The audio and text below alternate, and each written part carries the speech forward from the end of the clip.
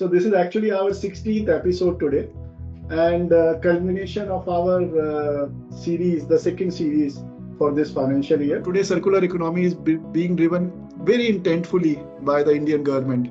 So what we are also wanting to make sure is that different perspectives on circular economy are very well understood by the very wide range of stakeholders, and most importantly, the social and environmental aspects. But if you want to stay within the planetary boundaries, either we have to really decrease our footprint in a number of levels, or we have to basically duplicate our Earth about 4 times. At least 70% of all the emissions are driven by material extraction, and 90% of the land-based biodiversity, which is, a big component of that, of course, is the mining, but also the food sector and the built environment. When we look at ESG, which stands for Environmental, Social and Governance. Now, this term is not new, though we've been hearing ESG, post-COVID, this term has suddenly come into spotlight.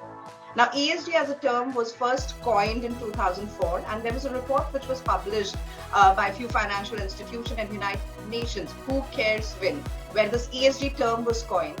And till 2020, it was mostly used for ESG investing, where a lot of fund managers or investors used to map the risk of the companies, analyze risk of the companies using these parameters. So it was used more for the fund manager perspective. Product life cycle serves as the foundation on how do we design our products for energy efficiency, longevity, easy to sample, repair, and recycle.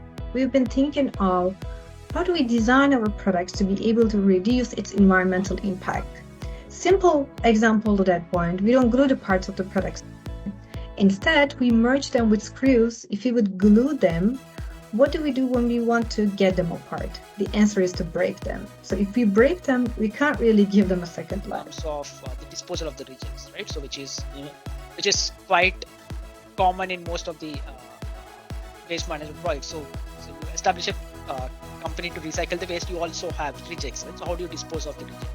So in performance standards, so you have the requirement to for the private sector to maintain the chain of custody documentation, wherein you need to ensure that the hazardous rejects do not end up in the dump sites, creating land water contamination, and you need to maintain a chain of custody documentation to the final destination. I want the recycled material, but I want it at discount.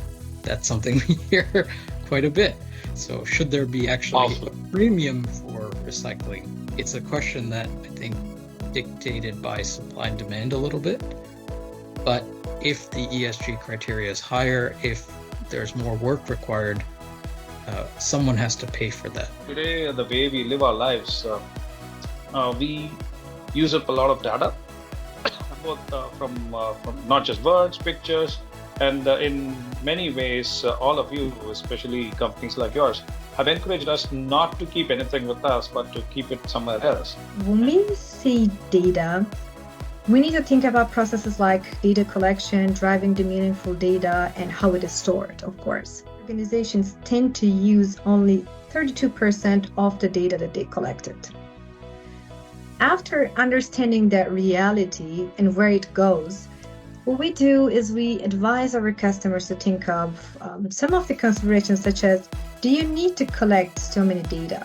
Or how often do you need to collect the data? What I want to do, in other words, is what changes we can make in the process which will do the desired work while spending the less energy and optimizing the storage and backup system. I'm duty bound to also thank our sponsors who have made sure that these two series have worked very well, and which is Apple, Dell, Canon, and HP Enterprises.